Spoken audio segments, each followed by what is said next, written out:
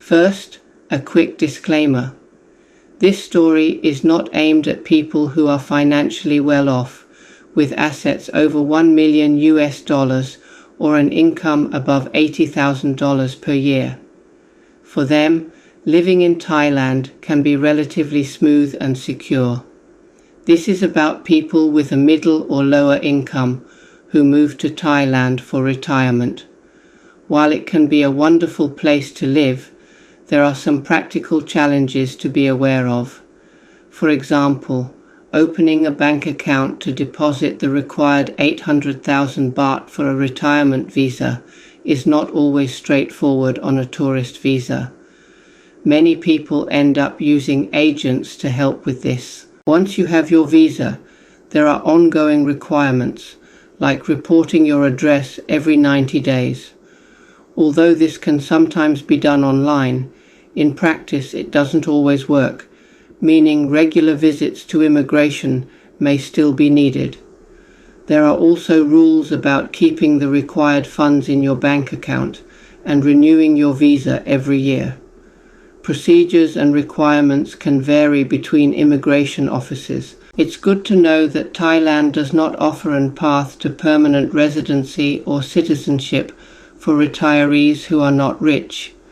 You remain on a visa system even after many years of living here. So if in the future you do not meet the conditions for renewal that year, you must leave the country.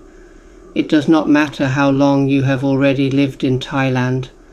It also does not matter what your personal circumstances are, whether you are becoming mentally ill or have dementia, or if you are physically unable to cope and have no one to help you. Immigration is not lenient. Strict action is taken. You must leave the country. Thailand is for the Thais, that is the motto.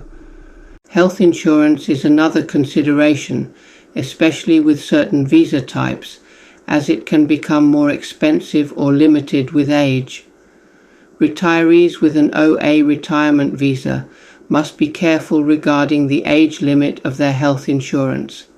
Having insurance is a condition for renewal, so if your health insurance kicks you out at age 65 or 70, your retirement visa can no longer be renewed. People with an O visa do not have this problem.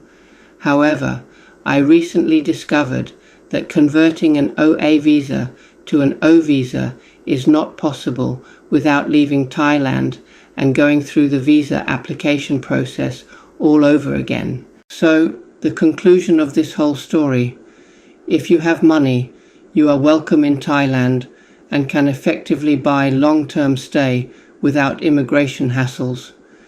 If you have only a middle income, less than $80,000 per year, you should think carefully about whether Thailand is the ideal retirement country for you. You remain subject to burdensome immigration rules, frequent reporting requirements, and severe restrictions on property ownership and long-term security. Even after decades of residence and contribution, a realistic path to citizenship remains elusive. It would benefit both Thailand and long-term expats if the entire immigration system and the criteria for different visas were reviewed and updated.